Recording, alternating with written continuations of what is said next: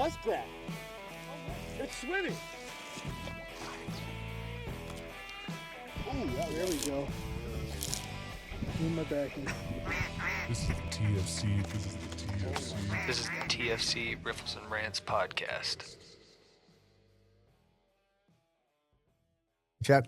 1, 2. Yeah. Hey, how y'all doing, man? I don't think I have the mental strength to do this with you today. This is a Monday. I can't look at you like that on a Monday. What do you mean, man? What are you talking about? You invited me here, man. Hey. I don't even know how to start this now. I can't even start it with an introduction. All right, I'm Riffles and Rants, man. I got invited here. This is Riffles and Rants. I'm Talent Bronson. Who am I sitting here with today? Well, my God-given name was Robert. Robert Boberson. Robert Boberson, but Robert Boberson? My family calls me Bobby, but my fishing buddies call me Bobby Boberson. Nice. Bob. I'm excited. You can call me Bobby Boberson. Name's Robert. Yeah, man. Is that a zin? I'm glad to be here, man. Is that a zin in your lip? Is that a what? Is that something in your lip right there? Do I look like I'm transitioning or something, man? A zen? Where I come from, man, this is just, zins is for people that don't fully commit. Well, if you're going to commit to, this is Lancaster, man. Where I come, this is like black tar heroin we put in here. Zen. You know what Zen's for? People that do that two-handed spay casting. That's what people who use Zens are, man. You know, we just recently had a guest named Kyle. I think he'd be offended by that comment you just made. So I bet he uses a two-handed spay rod, don't he? And I bet he uses Zens. How'd you get into fly fishing, Bobby? Or Bobbert? I don't even know. What's your name? I don't even know what it is, really. Just call me Bobby. All right, Bobby. We're close now. Bobby, you can call me Bobby Boberson. Bobby Boberson. That's what How'd you get by. into fly fishing? Well, I grew up, with a cane pole and just catching catfish. And I came out west, man. These boys put me out there with a guide. His name was Kyle. And he put me on some fish, man. And we started with that fly fishing, and he just got me into it, man. He used to call it a strike indicator, man. They put this little thing of fluff on there, and then you juice it up, and you got to blow it off, and he called it a strike indicator. And I said, man, that's a bobber. I don't know what you're talking about. That's how I got into it. I loved it. That's a great story. And I love it, man. I love bobber fishing. Do you like to use dry flies or A dry streamers? What? A dry what? Dry fly? What's a dry fly, man? Floats on the surface. Trout come up and eat it off. Well, that's where your bobber goes, man. Why would you put that? Why'd you put something up there like that, man? Nah, we don't need what nothing. About streamers? You like streamers? Well, I bobber fish in a stream. How do you use a streamer, man?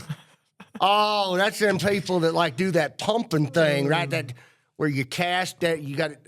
No, that's all. No, man, I'm not into that buggy whipping thing. You got to get up here. I see something like a river runs through it, man. No one wants to do that. Nah, man. What kind of rig do you prefer to use then?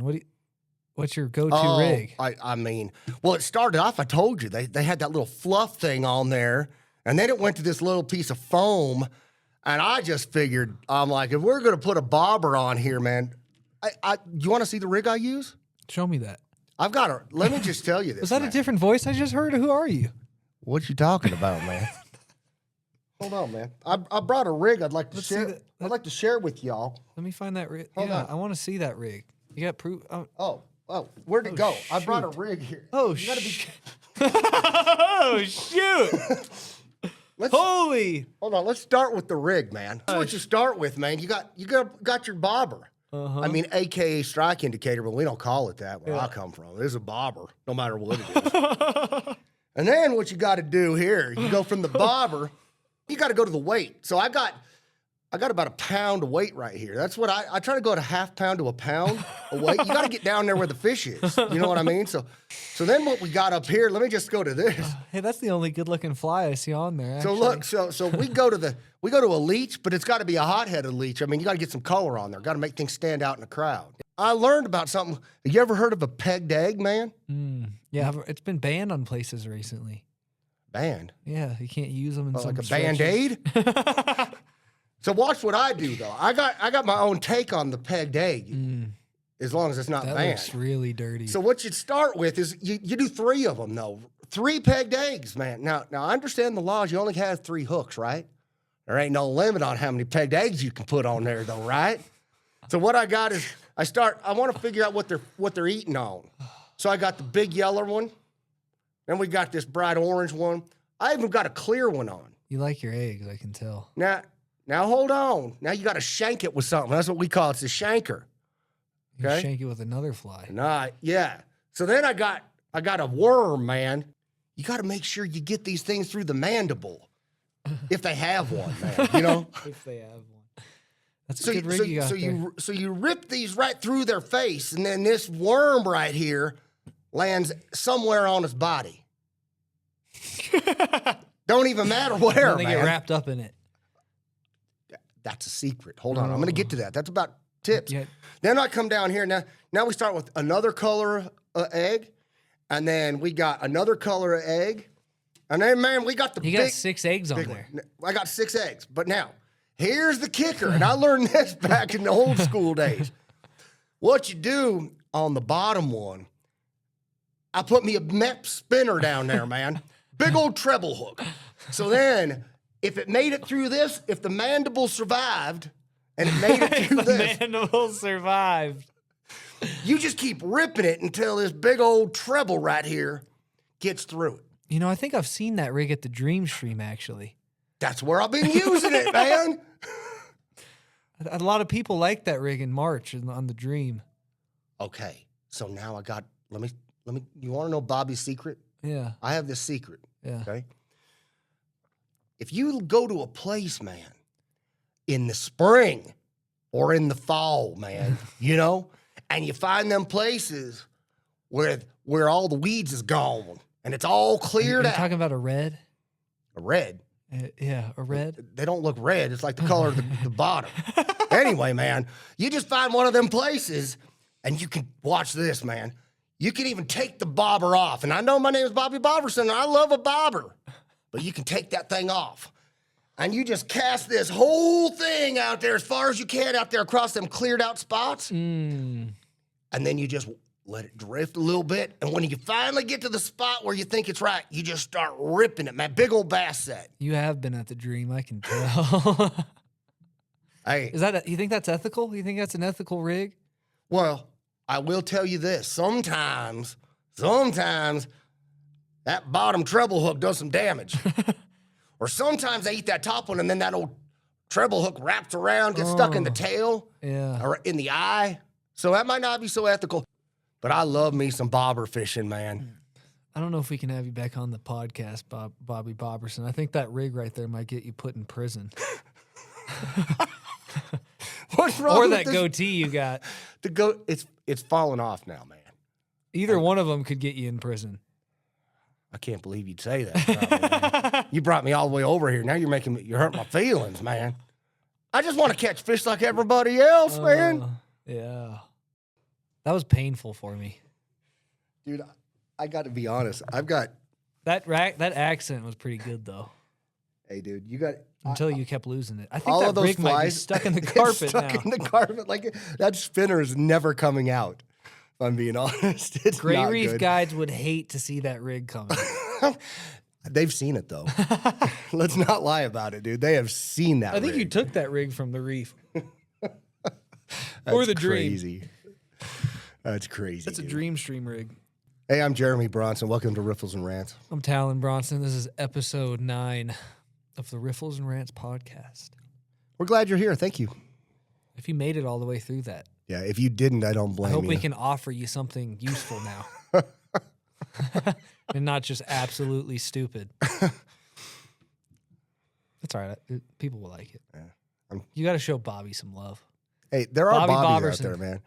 The only thing he was missing was a jacket with the patches. What are those patches that people get? The For Master Angler badge. Master Angler badges on their denim jacket.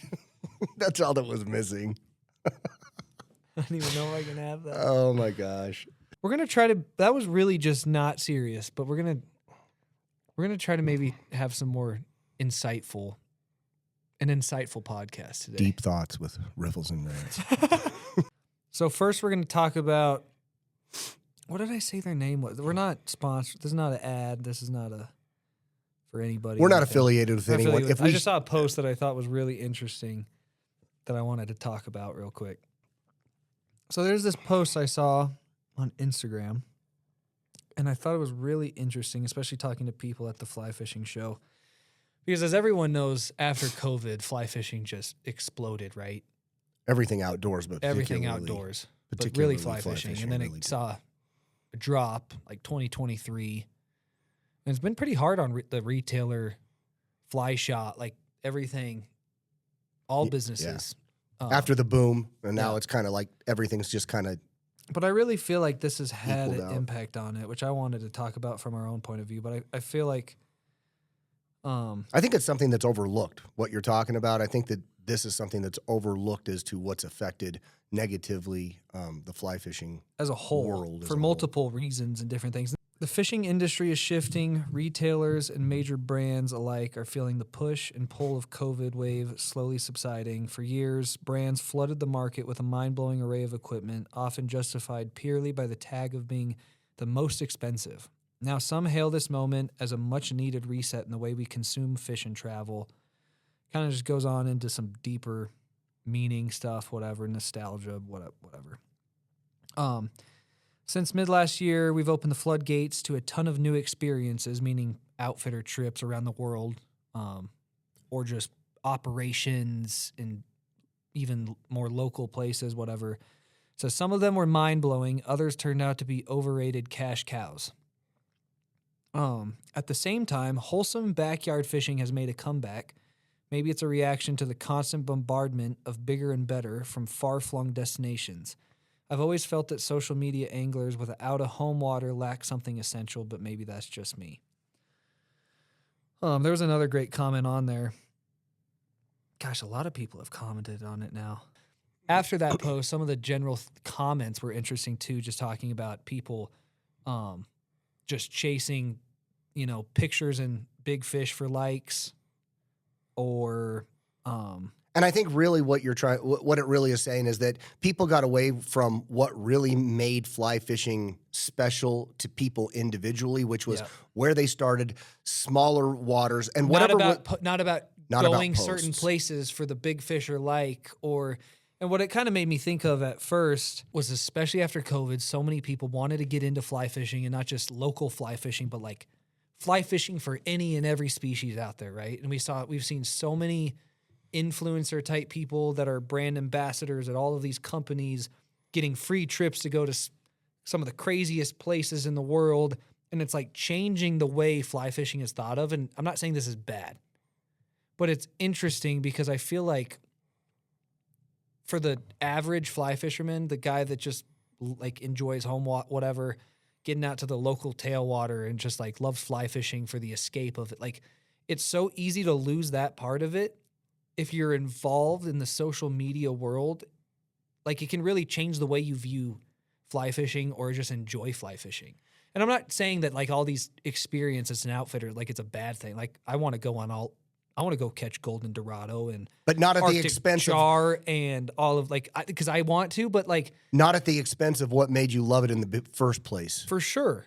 Well, and that's what just interests me so much, because like I understand the outfitter benefits from getting these influencers to go there and shout their Lodge their or lodge, guide like, service, they need, whatever. because for them to stay open, they need people, like they need Right. exposure. But I feel like can also, from the other end of the spectrum, like ruin fly fishing for some. Yeah, and I think that has something to do with Like, because you know all what I'm that trying to stuff say? Yeah, I'm not trying to say this is negative. It's No. just interesting. I just think that it's interesting because the influencer crowd and social media has made it so some people's home water is tough to fish because the amount of pressure that those places are now getting. Yeah. So that's part of it. Yeah. But at the same time, when those places now have made other large-scale destinations like you're talking about Yes. blow up, then it makes people so that they're chasing that like huge, massive trophy where everything else in the world, in their fly fishing world, doesn't matter as much. And that's not really what it was about for so many people when we all first started. Yeah. Because social media didn't exist. Right. Because like no one, like these operations never existed. Do you know what I mean? Yeah.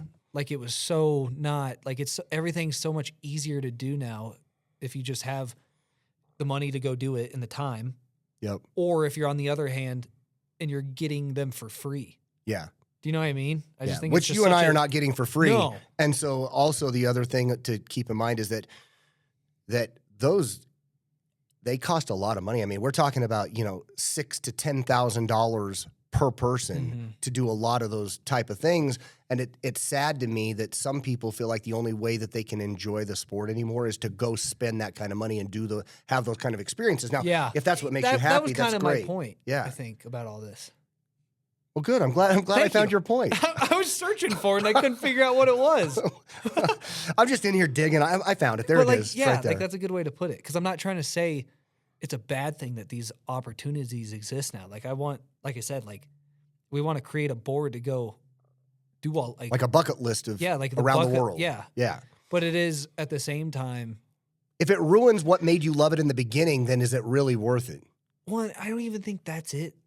Because those trips can't ruin it for you. I feel like what can and what is I feel like there's like a thing people don't want to talk about in the fly fishing industry, and it started with and has continued to get worse with social media, but it's like the toxic, pessimistic, high and mighty view in the fly fishing world. Not just like the industry, but just way also, do you know what I mean? Yeah. You understand what I'm trying to say? I know what you mean. Yeah. And I think that it's true. I think everyone thinks they're an expert about something. Do you know what I mean? Yeah, and I think that's the hard part. Like back before there was social media, everyone kind of figured stuff out on their own, or they learned something from father to son to grandson, whatever, or from a guide. It had deeper meaning. And that knowledge had a personal. deep meaning, and it wasn't in a way of, oh, I have this knowledge and I'm better than you, and I have a bigger fish to post on my Instagram to get more followers than you. Like, do you know what I mean? Yes. So I feel like my point to this was like I saw a comment on that thing of like, I know we're like just joking around and being like sarcastic a lot, but like the fly fishing world in general needs to like get back to being like a friendly, which maybe it has started to again, like a friendly community, and like just like good like being good people to each other. And that not only my point, I think my point was with all of those trips and all these influencers and social media, like it's gone the other way on some ways of that community feel. Like it's taken away from that. Do you know what I mean?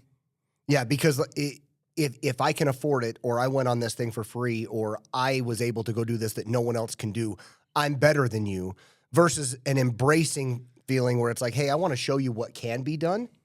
Like, I think it's great, like, if the intent is to show you, hey, and there's a lot that are. What I want to help you be able to do this. These are opportunities you may not know about, and here's how you can do them. And I think I think there's a lot of outfitters, their operations are like that, and I think there are a lot of influencers that are trying to post their stuff in that type of way. But there are a lot. But it can also get There's a lot that take it the toxic direction where it's like, I know maybe I'm going to show everyone what I did and what I can do, and you can't ever do it because I'm never going to give you any help to show you where I went or what I did. Yes. Or who I went with, even if it's just an outfitter, like they don't even want to give that information so that they're like basically the gatekeeper of that experience. And even if they don't mean to, I feel like through social media and just people commenting in the toxic state of the community, it can turn into that, even if that wasn't the original intention.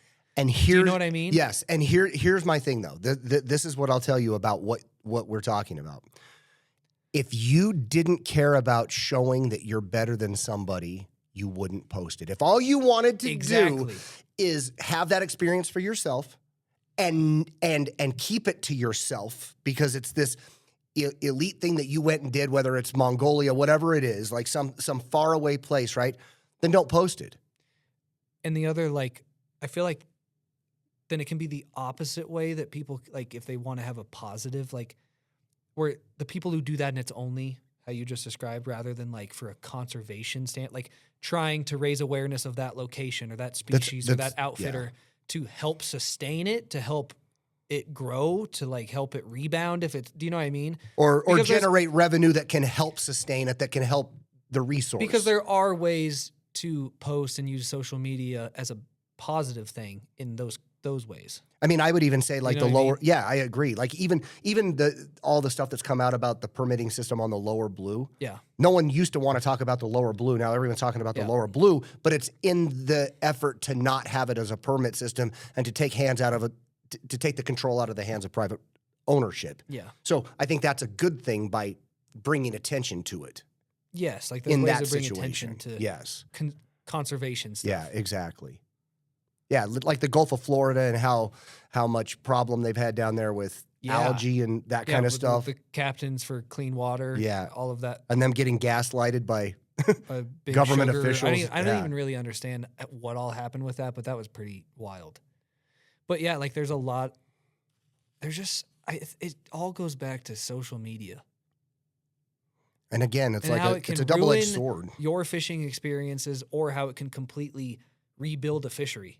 Like, do you know what I Right. mean? Like, It feels like it's two complete ends of the opposite, like two sides of the same coin. it can completely ruin a fishery, Yeah. or it can completely rebuild. Like, but that all just, I feel like it all depends on Whose us. hands it's in. Yeah. And Well, as everybody, anglers. like yeah. like I said, like the community, and like the more better people, and the more people are better to people, Yep.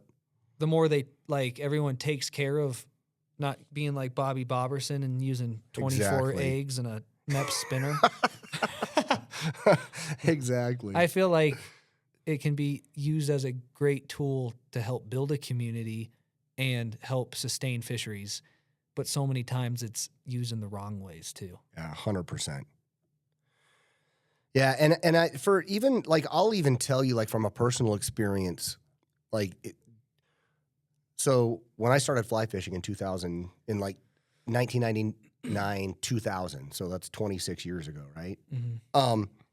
Like I cut my teeth very first fly fishing with my dad who had moved to Colorado before me, and he introduced me to fly fishing. And before then, I'd been a spinner fisherman or a bait fisherman or whatever, right?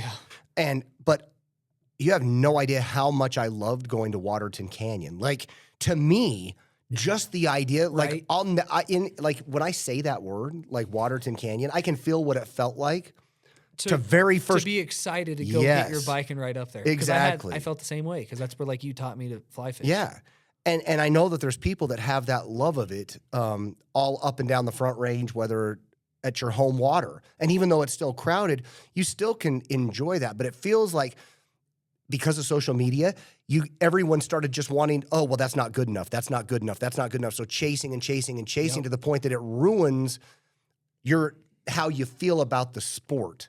And I hate that. You just nailed that. That was a great example of what I was trying to say about that post. Because, like, I mean, dude, like, I have so many places like that.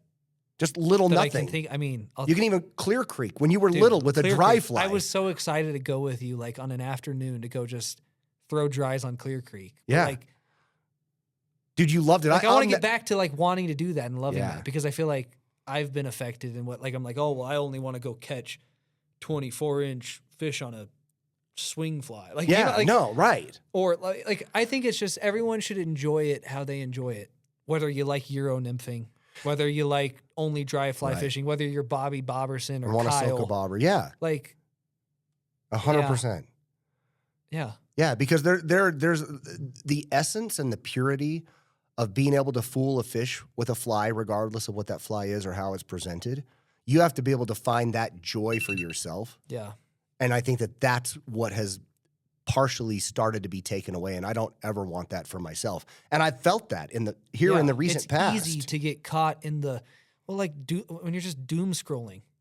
And I will tell you this other thing about it too, is that the thing that I have that I love the most is the fact that, like no, we might get into the story of you being a high level soccer player, and how because of the Yeah, stress why of I soccer, loved- how you came to love fishing, Yeah.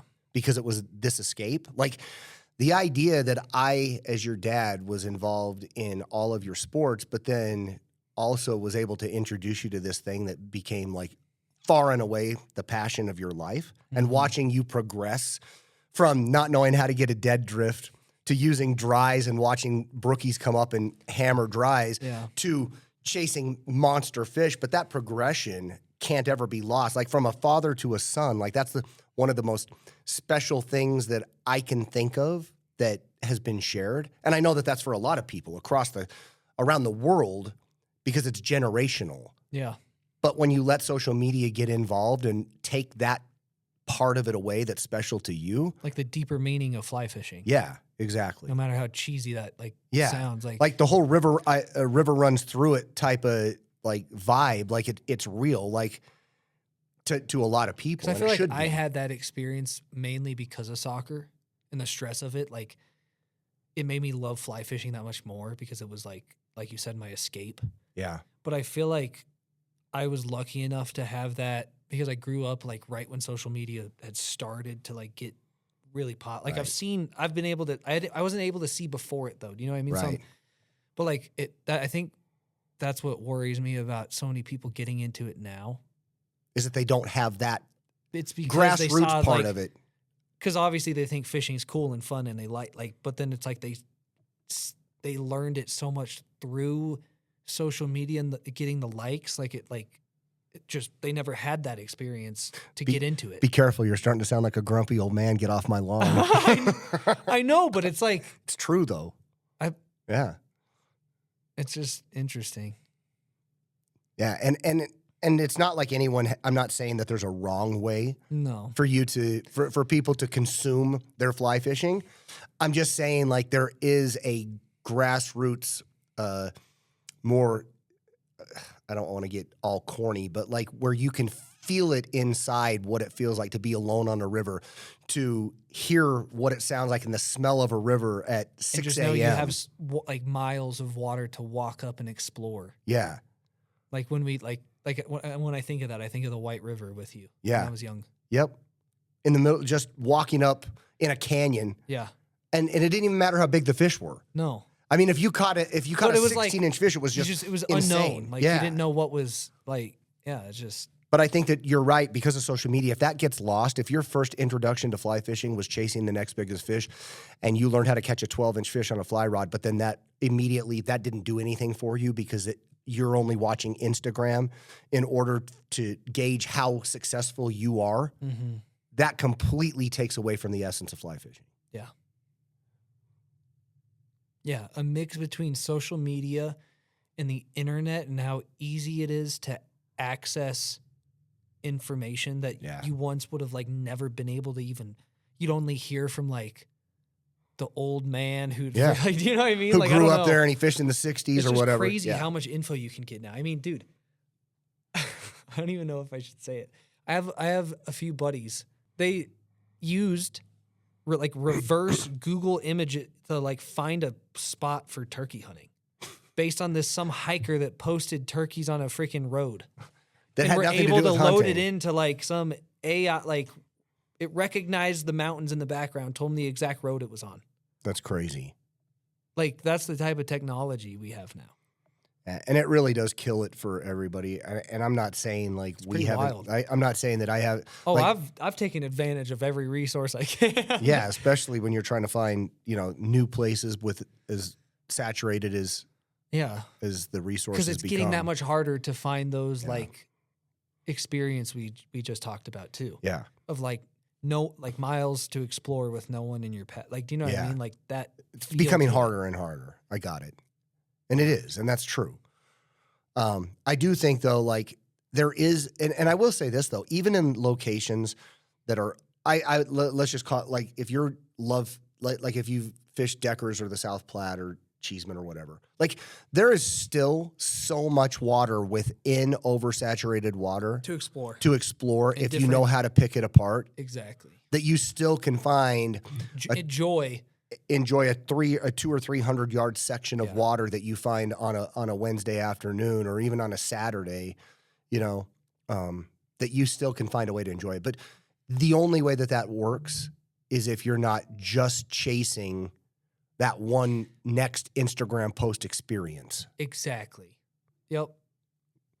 Find ways to enjoy it. Look up once in a while. Look at bald eagles flying over. know. Look under rocks and just see what the bug life is like. Sit and have a sandwich and listen to like meadowlarks singing next to you. Like there's so much more out there. Find, like you said, look for turkeys on the bank. Yeah. You know what I mean? There's a lot to enjoy that And isn't just about be good an to Instagram everyone around post. you. Because I feel like a good experience makes it that much more enjoyable when you are around a lot of people rather than like when you have a bad experience. And I will tell you, there are some guide services that are really cool about that they guide on certain waters. and they that are understand public waters. They like what we're understand taught, the like situation. Yeah. And they don't start fights. If someone's too close, they might politely say, "Hey, could you back up?" Or "We're here." Or they'll say, "Oh yeah, hey, I'll move over so we can share this spot." Like, or you get the say our Miracle Mile situation.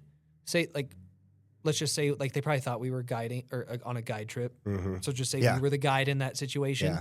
But of people that just despise guides being in their run, when they're coming to float through, and it's the opposite situation where it's the people or just the everyday Joe fly fish are hateful because they think it's a guide.